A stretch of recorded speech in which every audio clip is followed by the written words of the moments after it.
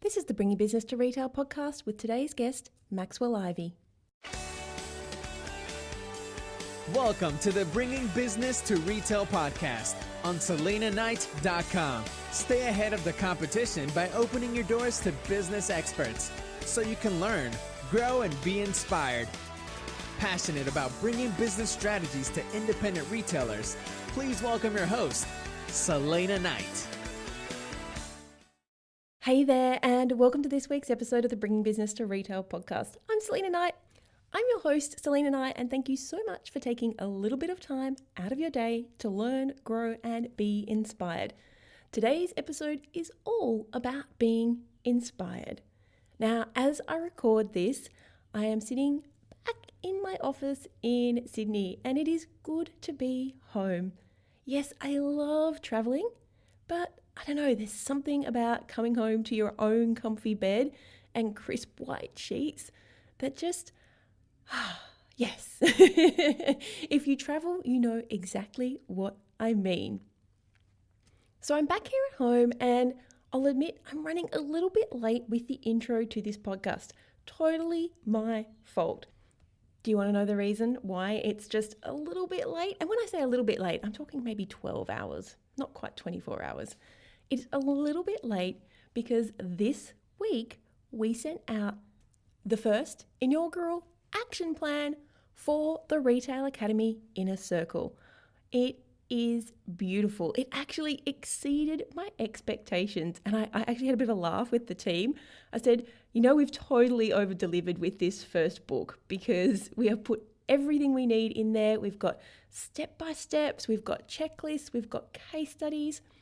All of this action plan is broken down and focused on showing you how you can get more sales in a specific niche in your business. Now, I'm not going to tell you the niche because that is just for the people who are inside the inner circle. We've got to keep some things a secret, right? So this week, it was the final finishing touches, just checking the layout and going off to the printers. And I actually went and picked it up from the printers because I was so excited. You might have seen me doing like a little boomerang on Facebook with the first book hot off the press. And then it was shipping them all out. And I'll admit, I'm a little bit tired. Yep, it was so much emotional energy. It wasn't physical energy, like none of that was particularly hard. But there was so much emotional energy invested in this book and in making sure that the members in the inner circle got the best that we could possibly deliver in this first book. Now, of course, we'll be over-delivering on all the rest of the books. In fact, the next action plan, the December action plan, is already underway and about 1/3 written. So there'll be no problems getting that one out in time for December. Now, if this is the first time that you've been listening to this podcast, or maybe you haven't listened to the last few episodes, the Retail Academy Inner Circle is something that I have been dreaming about for pretty much, 10 years. I think when I had my store, I wished that something like this was available. And then when I sold my stores and started focusing on helping other people grow their businesses, this concept of having a membership site where there was no contracts, you just come in for as long as you need to, you learn what you need to, and you can access courses, you can access little mini trainings, some of the trainings are just 3 or 4 minutes, but they'll show you how to do something in your business that can just blow you away. It can make such a big difference when someone shows you what you don't know, right? And that is probably one of the biggest things that I hear retailers say. I just wish I knew what I should be doing. Like, you don't know what you don't know. So I can't tell you what I need to know because I don't know what that thing is. So I have to say that I'm really lucky that on my team, several of my staff have actually run their own successful retail businesses.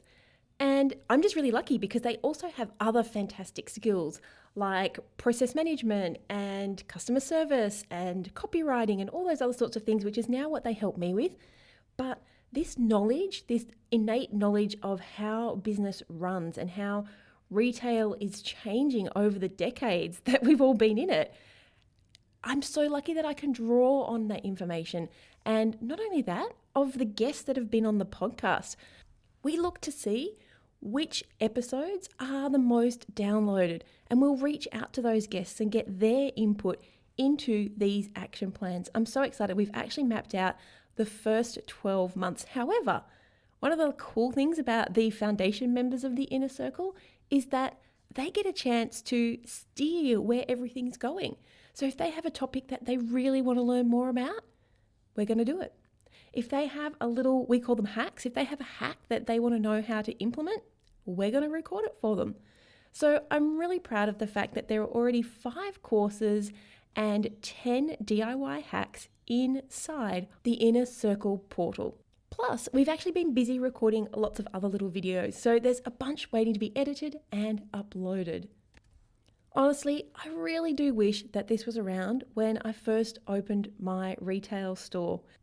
Now, back then, the old online shopping thing, which is where I started out, it was still in its infancy. We're talking about 2008. I was one of the first businesses on Facebook, and it has changed so much, but almost for the worst, not for the better, because now there's so much information out there that it's so difficult to sift through exactly what you need. How many times have you looked for something on YouTube and you've had to watch 4 minutes of 10 videos before you actually find the thing that you need? So the concept behind the Inner Circle is this: have a goal, be laser focused, take specific action, and you'll get results. Now, when I say specific action, it is action that relates to your goal, because I know how easy it is to get waylaid by all of the things that you need to do in your business. So inside of these action plans, we've literally broken down the things into step by step. And the plan going ahead, so the first book we've done this, and the plan going ahead is to try and break it down even further into 4 steps so that you can do 1 step a week. If you are super busy, if you are overwhelmed, but you know you want to grow your business, we're going to break it down further. And then the checklist at the back lets you tick off as you go so you can see exactly how much more you need to do. I don't want you to be overwhelmed. I don't want to be another thing on your to-do list. I just want to help you grow your business in the easiest way possible. And that may mean just half an hour a week. So if that sounds like something that you would like to have in your business, to have in your life, I am putting together a little trial. I'd like you to come in and have your first month on me. Come in and have a look around, do some of our DIY hacks, come and join the community, come and join me for the live coaching call. And you can do this for just $1 US. Yep, just $1. There's no fine print, no contracts. I know how good this can be for your business, so I would like to share the love and come in and you can have a look around and see if this thing is for you. If that sounds like something that you would like to try out, head on over to selenaknight.com/trial and grab your $1 trial for 30 days inside of the Retail Academy Inner Circle. That's selenaknight.com/trial. Now, today's guest is Maxwell Ivey. And I have to say, this guy's super inspiring. I was having this conversation with him, and it was a video conversation with him, which will make sense when I finish talking. I was having a video conversation with him, and I just could not get over how, I'm going to say brave, but that's not even the right word. Bravery doesn't even seem to be a concept to him. Just how action-taking he is and how he just gets up every morning and lives his life. And I have to say that whenever I'm having a bit of a down day and I can't be bothered, I actually think about the time that I recorded this podcast with Maxwell. He truly has been an inspiration in my life. I'm not going to tell you any more because it'll ruin the surprise. So let's jump into today's episode with Maxwell Ivey. When you got up this morning, what was the thing that you thought just got in your way? Did you think, I'm so busy, I just can't organize dinner. What's going to be for dinner? Oh, I'm so busy, I have to get the kids ready. Oh, if I just had a little bit more money, I could organize for somebody to be doing this thing that I don't like doing. We are always going to have stuff that gets in the way. But today's guest, Maxwell Ivey, is an inspirational and motivational personal coach. And what I love about it is he also runs a business buying and selling carnival equipment and amusement park rides. Something a little bit different, but Max gets what it takes when you're in retail. Max also has something else that he wants to talk to us about. It's about how we work out on our goals, how we work on getting things done. But sometimes it's with a physical handicap and sometimes it's with a mental handicap. I'm not going to tell you anything because Max has got a fantastic story to tell. What I will jump in and say is I am already liking this guy because he has a greyhound cross Dalmatian called Penny, a Greymation. I really want to see a picture of that. You've got to put that on the blog, Max. I have a greyhound called Cav who I just had to kick out of the studio because he makes so much noise sighing. I don't know about your dog, Max, but my dog goes like an old lady constantly. I'm surprised by that. That metaphor you just used. But sadly, Miss Penny is no longer with us. She was accidentally poisoned in March of last year, and I just haven't had it within me to take her picture or her information off the bio because she was and still is a big part of my story. You see, when I finally told my family that I was no longer interested in traveling with the carnival and I wanted to do the amusement equipment brokering thing full time, they're like, Max, you can't stay there by yourself. I'm like, yes, I can. No, you can't. I said, well, I'll have Penny. And they were like, okay, if you'll have Penny, we will try it, and originally they would go for weekends and then they would go for weeks. And it worked out really good because for some reason they felt safer if Penny was watching me. Even though I'm still not sure who was the owner and who was the pet. I still haven't figured that out because she was one of the great animals, pets, four-legged furry creatures of all time. And I got a lot of great ideas petting that dog because, as you know, with dogs, they don't care about our time, our schedules. They don't care if we've got a project that needed to be done last week. My back itches. You're the human. You scratch me now. And greyhounds have a fantastic ability to do that. So my greyhound he's a pet therapy dog. So once a fortnight, we go into an elderly care home and he gets there and gets patted. He's in bliss. But he will come up. Yeah, he'll come up when you're working, like if you're sitting on the lounge and you're on the laptop, he'll actually come up and just physically stick his head on the laptop so you cannot work. Yes, well, mine did that a lot, but her best skill was if I was sleeping and I would throw the blanket over myself to make sure that she couldn't nose me because, they're famous wet tongues and cold noses wanting to get your attention. I would put the cover over me so she couldn't get me with her nose.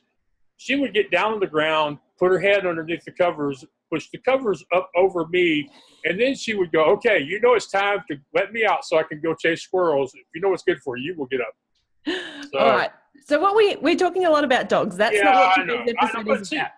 But the one point I wanted to make before I finish is you called, yours isn't actually a trained therapy dog. I used to call Penny my mindfulness coach, and I called her that because animals will teach us to be in the moment because that's all they ever do. Yes. Yeah. And greyhounds especially, like they sleep for 20 hours a day. So it's like when it's my time, he says. Yeah. Okay. So to the point, I left the carnival business. After my dad died, our carnival went out of business. We weren't prepared to run it yet. We hooked up with my uncle's carnival. I was not happy being on another person's midway. My games weren't making any money. I didn't have the financial resources to purchase newer equipment. So I thought, Max, maybe it's time you finally go all in on helping other people sell their stuff, which is what I did. And, of course, I didn't know the first thing about being online. I did not know what a website really was or domain registry or HTML or Java or any of the things that I would soon have to learn. If I didn't know everything I was going to have to learn in order to have a website, I would have stayed on the carnival. I mean, it is, and that wasn't even including, having a blog, building an email list, or recording videos for a podcast. Those would all come later. But in the beginning, I did what I always do. I asked a bunch of people a bunch of stupid questions, and eventually somebody steered me towards the W3C School, which is an online tutorial program for HTML code. And I went through the different basic steps, like how to create a page, how to create a link, how to embed an image and do an image link. And I gradually got to the point where I could build and maintain and grow my website. Funny story, when I was picking my colors as a blind person, I had no way of knowing what color names went with what colors, exact names or exact colors. So I chose yellow for the background of my page. I chose blue for the text, red for the links, and orange for any links that somebody had previously picked. Now, I would find out later that the yellow was an ice creaming yellow, the blue was a navy, the red was a brick, and the orange was fluorescent, like something you see on the outside of a rough bar or honky-tonk. I was told that this website was so vivid that Ray Charles and Stevie Wonder could have argued over it. And what we haven't actually talked about yet is the fact that you have done all of this and you are blind. Yes. Yeah. We just failed to mention that. So people are probably listening going, so he built a website, so he built a business. Hold on, guys. He did all of this when he couldn't actually see the screen. You have managed to go through these courses and build a website, albeit one that is in Technicolor when you first started out. I'm going to steal that word, Technicolor. I like that. I know that's an old movie expression, but I'm going to start using it when I tell this story. I think that works well. Yes. Yeah. But, two things. One, I didn't let my disability get in the way. I felt like there had to be a way I could do this. Everybody else was using what was called a WYSIWYG, which stood for, or still stands for, what you see is what you get. Obviously, I couldn't do it that way. So I found another way that I could do it. And a couple of things about the website. Yeah, it was not great to look at, but it was serviceable. It performed its purpose, which was to give people a place where they could look at the pictures and occasionally at the video and find out all the information and decide whether or not they wanted to learn more. Do they want to get on a call with the owner or me? Do they want to go see it in person? That was all it needed to do. So it really didn't have to be great. And, I understand that more and more websites are out there. So, you got like 3, 4, 7 seconds, whatever the current number is, or they'll click somewhere else.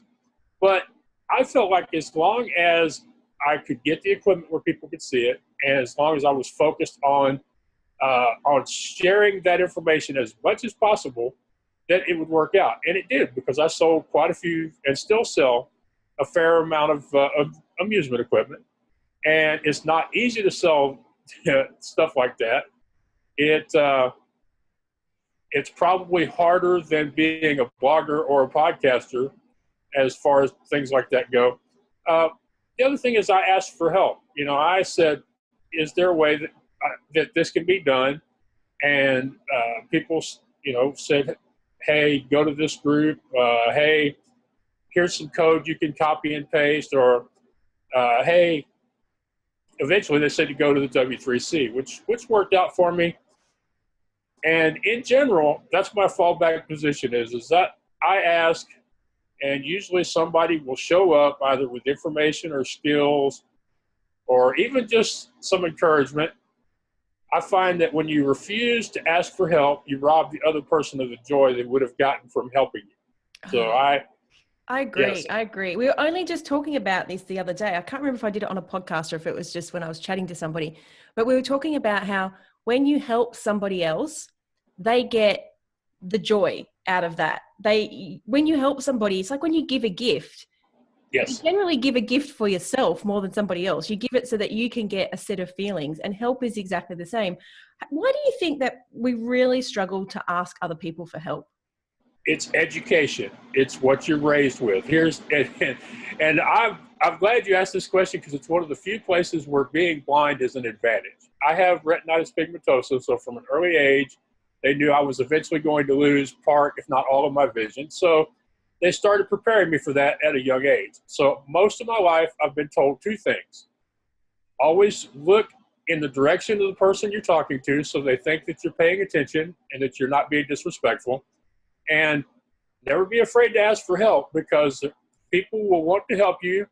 And when you don't ask them, you can end up in more trouble, make things more difficult for yourself. So I've had all my life people saying, ask, ask, ask, don't be afraid to. Whereas you and most everybody else in the world has been raised to think, oh, you can't ask people for help. That'll make you look stupid. You'll be weak. You'll be inept, unprofessional. Feel free to throw in your own negative adjective at any place. But I'm right. People just have all this baggage about how are they going to look if they ask somebody for help or even for information. That is so true. And I mean, I was just thinking about, I don't know if it's pride, but I am one of those people who really struggles to ask for help. I'm happy to pay for help. Like that doesn't bother me, but the receiving of free help, I clearly have a block with. Well, let me help you a little more then. Yes, please. Let me help you a little more here. When you ask for help and you do it sincerely, a lot of times you can get some of that stuff that you're paying for done for free.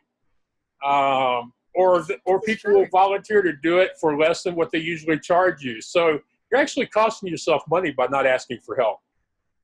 I like that. I was just thinking about how I recently had to carry this great big box. We have 57 stairs up to our front door. And I had to carry this great big box that arrived with the courier. And the courier actually said to me, do you want me to help you take it upstairs? And of course, you know what I said, don't you? Yes. I said no. Yes. And so I struggled with this box. I ended up leaving it halfway up the stairs on the landing and just said to my husband, when you get home, there's a great big box on the landing that needs to come up. Yes. But I Yes. don't know, like, it's ego. It is ego. It's ego. It's pride. And that's why people tell me, Max, this saying you share with us is really freeing because it makes us look at the whole idea of asking for help from the other person's point of view instead of focusing on ourselves like we do most all the time. Yes, I love giving help. I mean, I think there's definitely a certain fine line that you have to put in place, especially in business, where you can give away too much help. And I think looking at from the other point of view is when you give free help, sometimes the recipient doesn't value that as much as they potentially could. But by the same token, I love giving help. What you said about free help is a valid concern. And people have told me that I'm kind of weird because whenever somebody does help me for free, I not only follow their advice and use their information, but I'm very grateful about the whole process. And I think that's, again, because I have a different way of looking at asking for help in the first place. And there are a lot of people who feel like it is different if I pay. And the more I pay, the better I feel about having to ask, which is another strange thing about how ego gets in the way of us moving forward. We could make a lot more progress if we would realize that we're not supposed to do this all by ourselves. This is so very true. And I think we also have to remember that whole concept of it takes a village. And the reason I say that is because literally just this morning, I had an 8 a.m. podcast. My husband is away and I live in this beautiful little cul-de-sac. There's only 8 houses in our street and everybody gets along really, really well. And so this morning, my next door neighbor took my daughter to school because I was on a call. And he's perfectly fine with that. He enjoys doing it because he doesn't have any kids. I talk about him a lot on the podcast because he's essentially an extension of our family. But I also know that in most circumstances, I can call on anybody in our street to help. And I don't necessarily feel like I'm abusing that relationship, I guess, except when it comes to carrying a great big box up the stairs. Yeah, and now you made another really good point for business people, especially for people going from the brick and mortar world to the online world that are trying to figure this online stuff out. There are so many people out there talking about offering value, which is another way of saying giving away content or information. And you do have to guard against giving away too much information for free. And I actually went through this myself because as you know, one of the things I do that helps pay the bills is I get other people booked on podcasts and radio shows. And that started with me doing it for myself 6 years ago when I didn't have a way to go meet people face to face. I thought, hey, there's got to be a way I can get more exposure without leaving the house. And sure enough, I found a couple shows on Blog Talk Radio, and it started me down that road. friends started asking me how I did it, and I would send them these long, really, really, really long emails telling them exactly everything I do and how I do it. And finally, one of my friends, Michael Babcock from Oregon, he wrote me back. He said, Max, you can't keep giving away all this good information. He said, if nothing else, just think about the time it took you to write the email.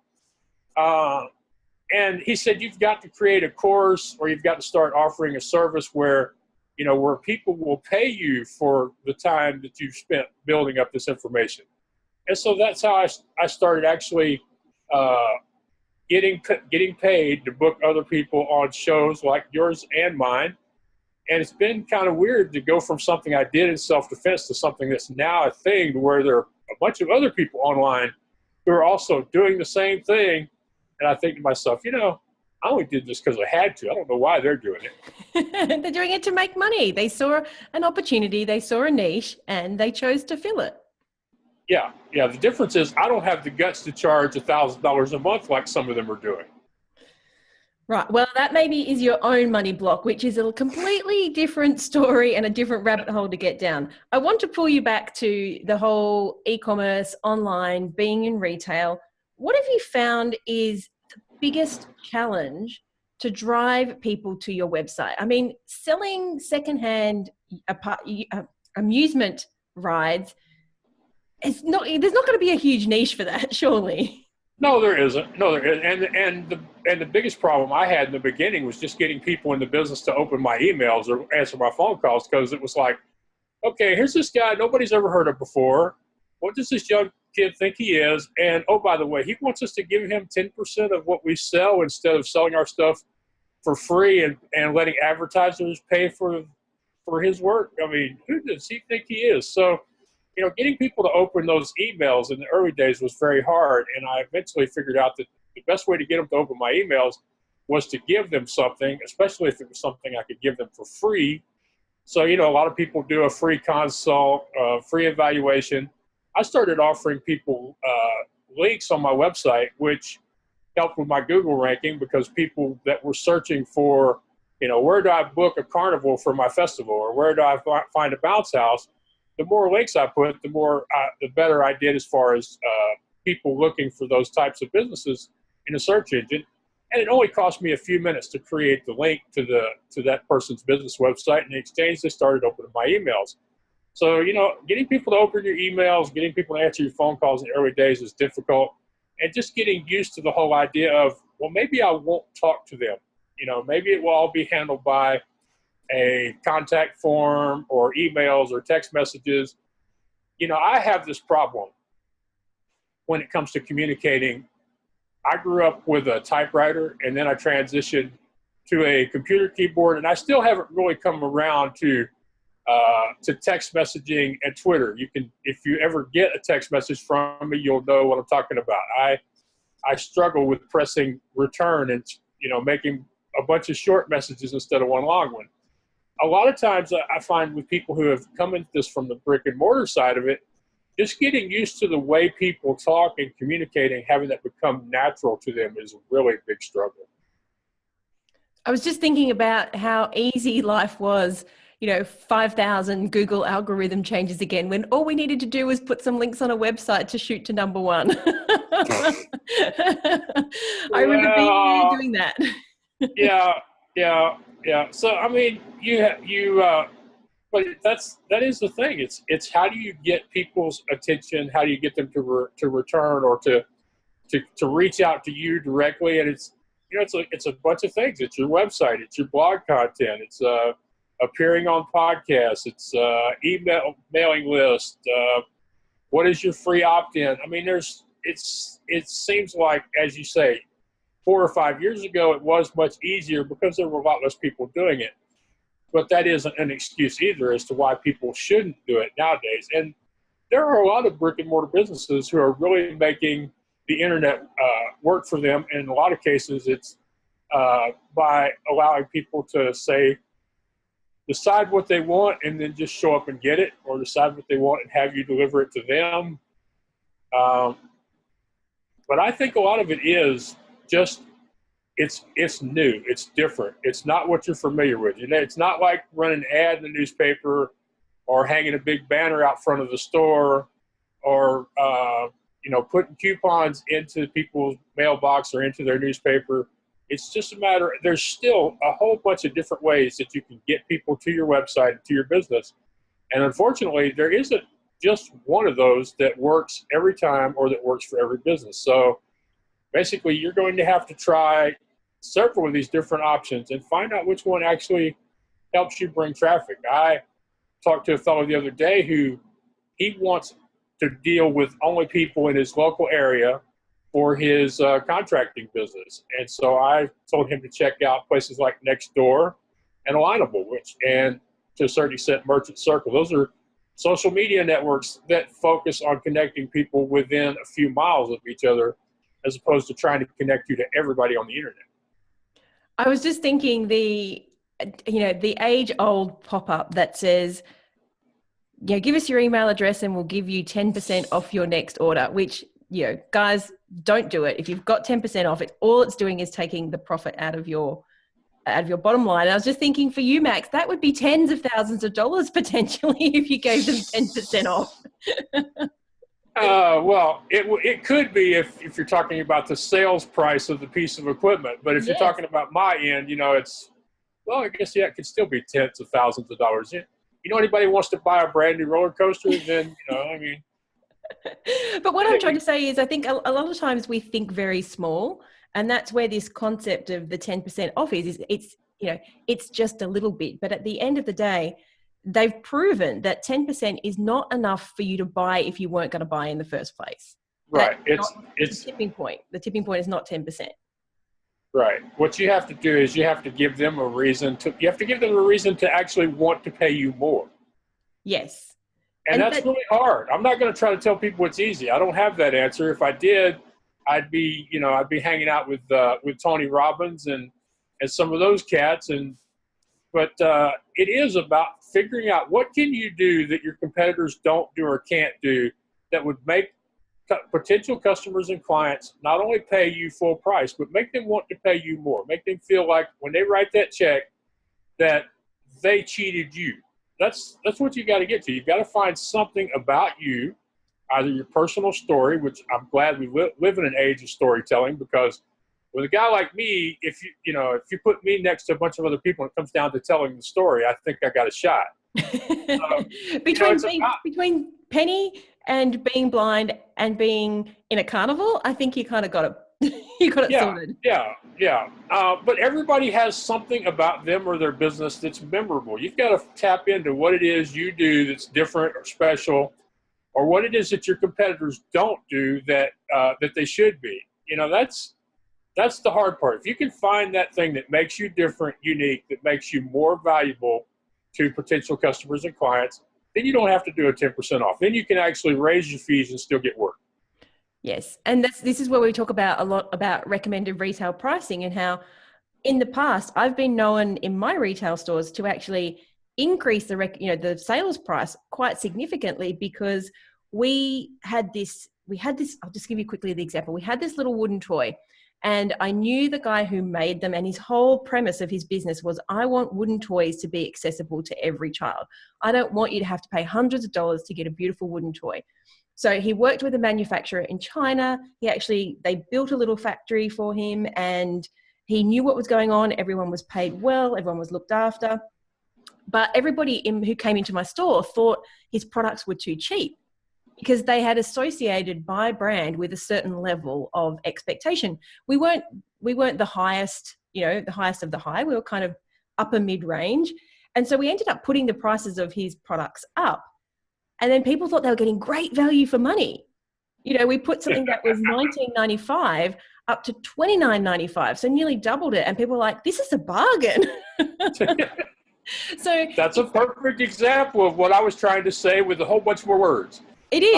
And I think sometimes we need an example. But at the end of the day, if you can give people value, if you can give them that expectation, which is what you said earlier, if you can give them that thing that they're looking for, and in my course, we call it their currency. When you know their currency, then it's not about money. Currency is just a word. Yeah. And in today's world, often the more valued currency is time, work-life balance, personal satisfaction. Yep. And if you can cater to those, you can charge more. Yeah. Yeah.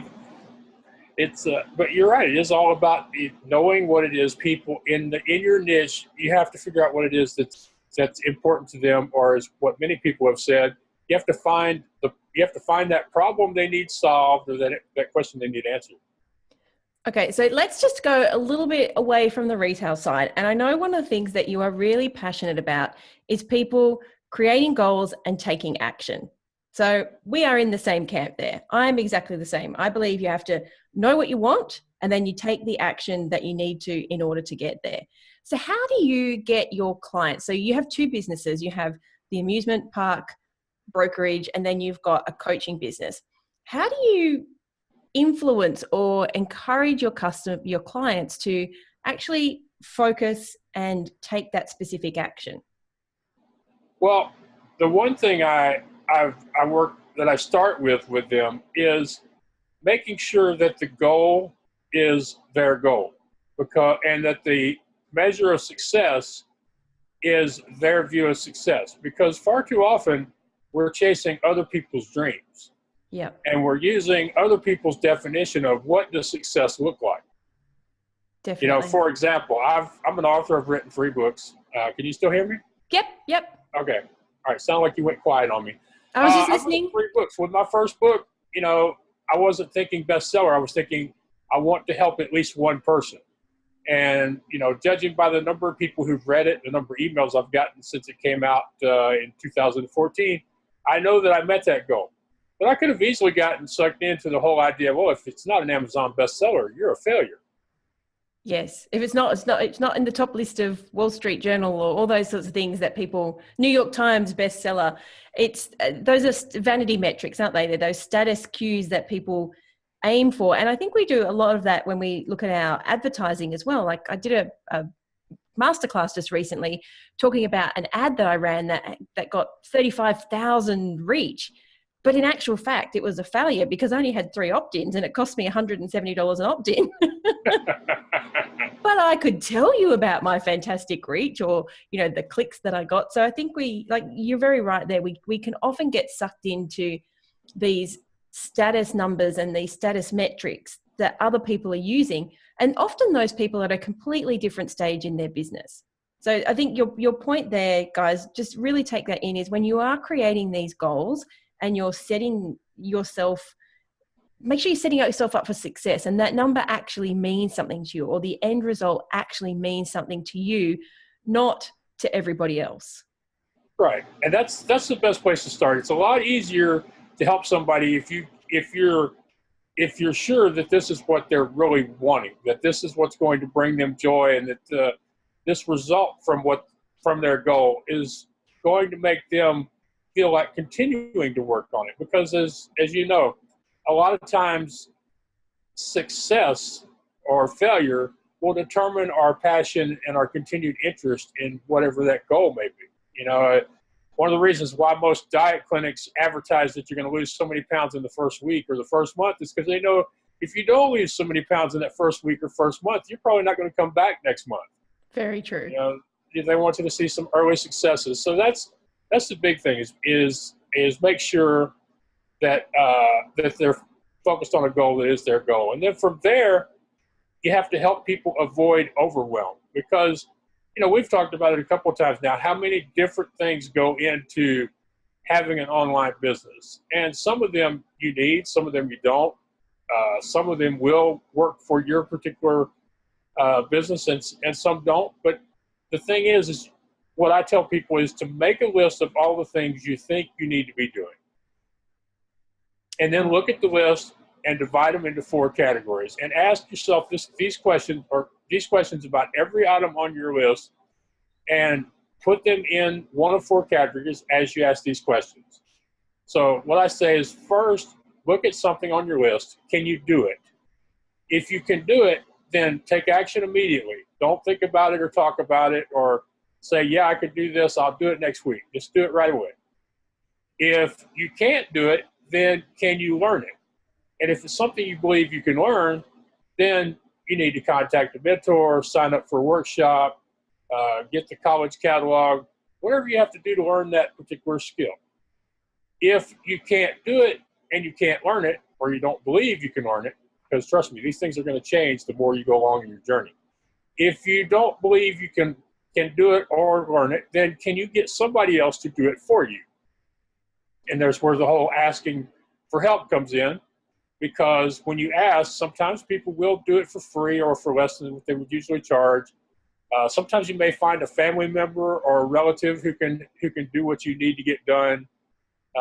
Sometimes the help getting the thing you need to get done is not all that big. It's just not something you can do. I mean, I can't tell you how many times I've called people asking them, or I've had one of the family members come into my room and go, "Hey, can you please help me solve this captcha so I can fill out this stupid form?" So if you can get somebody else to do it, then call them up, send them an email, go to their house, go, "Hey, I need help with this. I'd appreciate it." Or I need to know what you would charge me to do X, either, this one time or every month. So if you can't do it and you can't learn how to do it and you can't get somebody else to do it for you, then put it off to the side and do your best to ignore it and focus on the things that you can do something about. I usually recommend to my clients that they use Trello. Have you used Trello?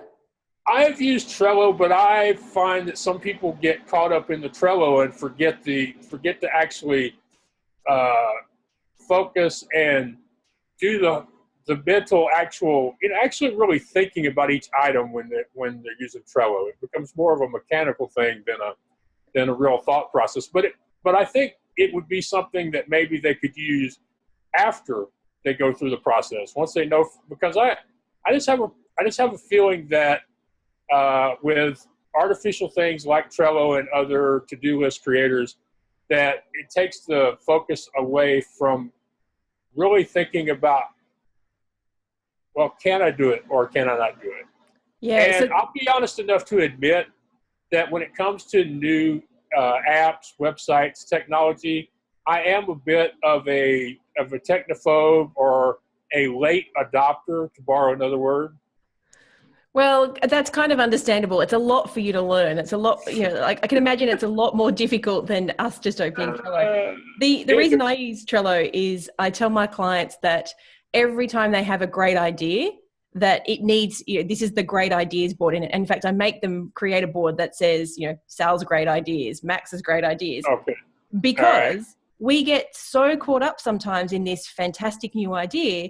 A chatbot. I heard about chatbots on the podcast. I'm going to go and create one. It's like, you've got to give it 48 hours. Any great idea has to be left on the Trello board for 48 hours, when you can come back, and by then you have a little bit of bias, a little bit of rationality, and you can go, is that still a good idea? If so, what are the next steps that I need to take? Well, I can see the value. It's just not something I would do personally.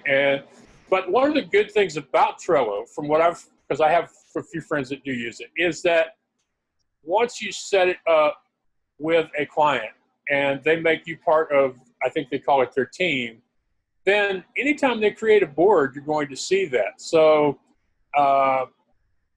this idea of they should wait 48 hours before they do something with it, when they come to you a month later or a week later and go, "I did this and this and this," and you can actually look back and go, "Hey, you didn't wait 48 hours."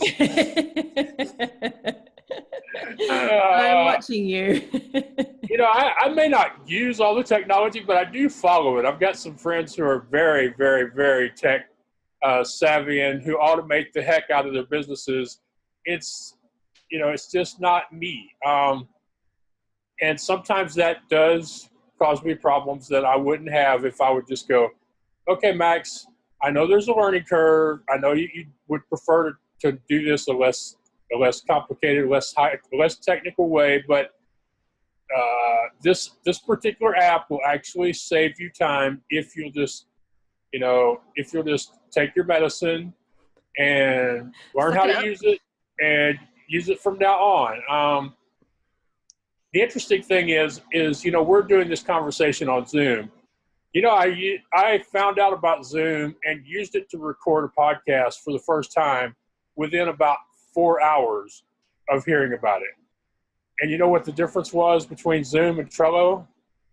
Zoom was an app. Zoom was, if I don't do it, I'm not going to be able to record my show, and I'm going to have to tell somebody who I scheduled for this particular time of day that I'm sorry, I can't be there. So It was a need versus a want. It was need versus want, exactly. And it was also immediacy versus some point in the future. I knew that if I want, I had somebody, as they say, going to come to the house at 4 o'clock or 3 o'clock or whatever. So I found out about Zoom, created an account, used it for the first time to record a podcast, which the other thing that was kind of crazy about that is not only was I using Zoom for the first time, it's the first time I had ever done my show without my co-host. Ooh. That was why I was using Zoom in the first place, was it was the better option to Skype and a third-party app to record the conversation. And so there I was, basically learning it as I was doing it. And it felt good when it was over with. And since then, I've become a real fan of Zoom. I love all the keyboard commands. I love that it seems to be a lot more stable than Skype, although we'll see as more and more people move from Skype and other platforms to Zoom how well they hold up to it. But since it was built on Amazon's architecture on the back end, I'm hopeful that it's going to stay a very good platform for us all to use to have conversations, because that's a lot of what this is can you get somebody on the phone or Skype or Zoom where you can talk to them, have a conversation, and find out what it is they want and need so that you can craft a pitch or an offer that they just can't say no to. In fact, we are having this recording on Zoom because we tried Skype and it did not work. Yeah, so when you posted that link in the chat box, you said, well, if you can use Zoom, we can try it over there. And I was like, yeah, I can't wait to tell her how happy I am that Skype didn't work. I mean, but there are some places that just don't work with speech. Skype and Zoom are good, but there's a platform called Blue Jeans, which is similar to Zoom, that is absolutely unusable. And that's one of those problems I run into and other blind people run into with using a screen reader is quite often somebody will say that their website or their app is accessible with speech. But what they mean is that it can be used, but accessible is a whole nother term. What it means is that it can be used easily without excessive thought or without having to constantly use trial and error to figure out what does what in a particular app. So unlabeled buttons, links with no names, or where every link has the same name, those are frustrating as heck.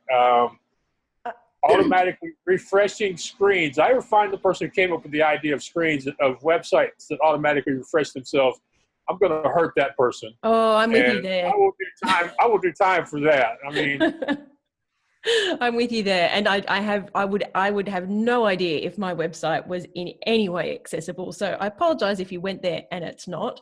No, I did not get a chance to go to your website, but I'm sure it's going to be fine because most marketing people are generally pretty good. The only thing I tend to run into with people who are marketers and into online business really heavily is I hate the squeeze. No, it's not the squeeze. The pop-up? I hate the hover cards. Yes. Because those are difficult at best to use. I also hate those pop-ups where the button to get them to go away is hard to find. I'm like, yes. But I'm seeing more and more posts where sighted people are saying they hate those too, so maybe they will go away. I'm with you on that one. I'm firmly in that camp. I hate it when you can't close them down. But you've just highlighted a point, which is that in your everyday, in your just getting up and getting through life, you have all of these obstacles. Do you ever find that it just gets you down? I don't know that down is quite the right word, but I do know it gets me tired. There are days where I feel like, please, why can't I just pay somebody else to do this, or why isn't there something easier to do? There are days, it just depends on what you're having to do and whether or not websites are playing nice with you or not. I'm assuming that like many of us, you spend a fair amount of time using social media. Yep. Too Okay. much. My worst days are when Facebook updates their website, because anytime a company updates a website that I use often, the first thing I have to do is first realize that they've changed it. And second, figure out, okay, how do I find my way to the same stuff that I need to use every time I come here? How do I find that stuff again using the techniques that I have within my screen reader? And when Facebook is the worst at when they change or update their site, that they actually move stuff around and make it harder to find stuff. Just today, I was trying to embed a video from my YouTube channel, which YouTube is owned by Google, so nothing to do with Facebook. But I was trying to find the embed thing so that I could put a video into a blog post I was working on. It took me 30 minutes to figure out where YouTube moved the button to get to the embed code. I'm like, please. Which is why I was going to say, I don't even know if that is a blind person's issue. I have that issue, and I can see perfectly well. I'm just like, where are the buttons gone? Where have they gone? Well, that's one of the things I have been kind of encouraged by over the years is that quite often I think that my problem is a blind person's problem, and people go, "No, Max, it's not a blind person's problem. All of us have that same problem." One of the most viewed and commented on posts that I ever wrote was a post I wrote for the Midway Marketplace, which I really need to repost that over on the Blind Blogger because it's such a great post. Was telling people about how I managed to use Pinterest, which this was before Instagram became the darling of the online image sharing. But when Pinterest was still the king of that area, I wrote a post about how I use Pinterest and what I wanted from people that use it to make it easier on people like me so that we can play too. And of course, the main thing was people use the description box. You get 500 characters, so please tell me what the heck it is you're posting. Instagram doesn't allow you as many characters, but it does give you a caption option, so you can tell people what they're looking at. And I have been told that those captions and those descriptions are also being indexed by Google and other search engines. So when you use those to help the blind people, you're also helping people find your profile and your posts on those social media accounts that use images and video more than they use text. That is really good to know. And it makes sense when you think about it logically. It does make sense, doesn't it?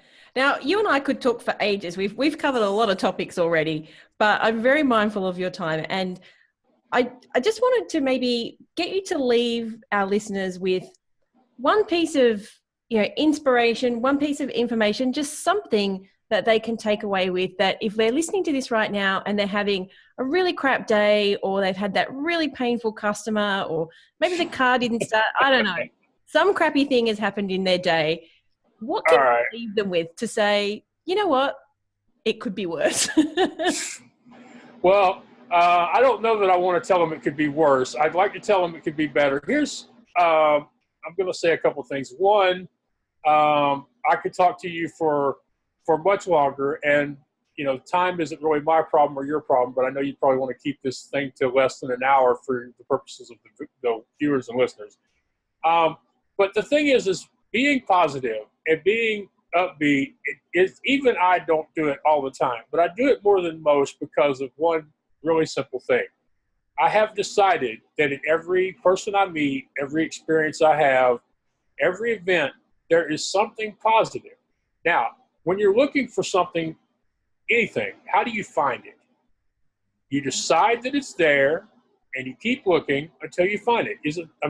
If you lose the TV remote in your living room, you're going to go tear it. You're going to pull the cushions off the couch. You're going to look behind the TV. You're going to pull the drawers out of the table. You're going to look all the places that you think it should be until you find it. Of course, with TV, you have an advantage. Is if at some point you don't find it, and if asking the rest of the family to come help look doesn't find it, you can decide to just be happy watching whatever channel is on the TV when you sat down. Or you could get up and switch it manually. Oh, There's you a can't do thought. that. You can't do that anymore. But that's the thing. You have to decide that there is something positive in the bad day that you're having. Maybe there's a lesson you learned for next time, so that you know what to say to that angry customer the next time somebody makes that same particular argument. Maybe it's you decide, I'm tired of having this same discussion over and over again, and you institute a policy and you publish the policy so everybody knows not to try you on that subject anymore. There's always something positive that can come out of it. Either you can decide to change the way you do things, or you can find some good in what just happened. A couple other things I do all the time is I tell people, if you don't ask, they can't say yes. So when it comes to pitching clients or, back again, asking for help, most people do want to help their friends, their neighbors, even strangers. So if you don't ask, they can't say yes, which is something my dad used to tell me all the time when I was cold calling to book the carnival into festivals and fairs. I would tell him, I don't want to make any more calls. They're mean to me. They keep saying no and worse. No. I've had people get insulted that I even called them thinking they wanted to book my carnival in the first place. So, but he would say, just, Max, if you don't ask, they can't say yes. He'd say, now shut up and make the next call. And that was back when he would give me a list of names and numbers, and I would type them out on a Perkins Braille writer. And then I would have these stacks of sheets of Braille paper, and I would be reading the Braille and making the calls and writing down whatever they said to me or whatever I needed to do for them on a Perkins Braille, which I don't know if you've ever seen one or not, but it's about twice the size and about 3 times the weight of an old manual typewriter. Wow. Yeah. So, which is just another example of, if you decide that you're going to succeed, if you're going to get this done, if you decide that the goal is important enough, there are always solutions. And that's kind of what I'm really all about. People say, Max is the no excuses guy. I'm about finding solutions instead of making excuses. And it all comes from the fact that so many people have said, hey, if Max can do this, then what is my excuse? And I think that is the perfect place to end that conversation, because I'm going to say to you the same thing. If Max can do all this stuff, stop whinging about how you're too busy, you can't get the tech to work. Maybe you just need to ask somebody. Maybe you need to go out there and just put yourself out there. Or, like Max said, is this something that you actually need? Is it a goal that you need to achieve? Maybe you should just sit with that and reflect. Well, thank you so much for being on the show, Max. I know you have a podcast, so where can people find that? Right. Well, they can find me at theblindblogger.net, theblindblogger.net. And if they want to look for the podcast or any of my videos, they can look for Maxwell Ivey on YouTube. And it's spelled I-V as in Victor, E-Y. I love to meet new people and make new friends, and you never know what's going to come from saying hello online and becoming somebody's friend. You never know where that's all going to lead. Quite often, things that I'm doing now started because somebody I met online said, "Hey, Max, have you ever thought about?" Or, "Max, I dare you to write a book." Or, a lot of times that's where it started. It started by somebody introducing themselves either through Facebook or Twitter or my contact form. Yeah. We become friends, and we help each other. We encourage each other. We challenge each other. So, theblindblogger.net. Fantastic. Thank you so much, guys. And I think head over to Max's website and watch his videos if you feel like you need that little dose of inspiration today. I hope you enjoyed this week's episode of the Bringing Business to Retail podcast. You can find all of the show notes over at selinaknight.com. If you found something that you heard today particularly useful, I'd love it if you could leave me a review on iTunes or Stitcher. And of course, feel free to share this episode with someone that you think could benefit by listening to it. Want more retail biz strategies? You can watch the Bringing Business to Retail TV show, where each week I'll answer a question or provide you with a simple, actionable retail biz strategy that you can implement in your business right away. If you have a question or a guest, I'd love to hear from you. Drop my team an email at podcast@selinaknight.com, and I'll see you on the next episode. Have a great week.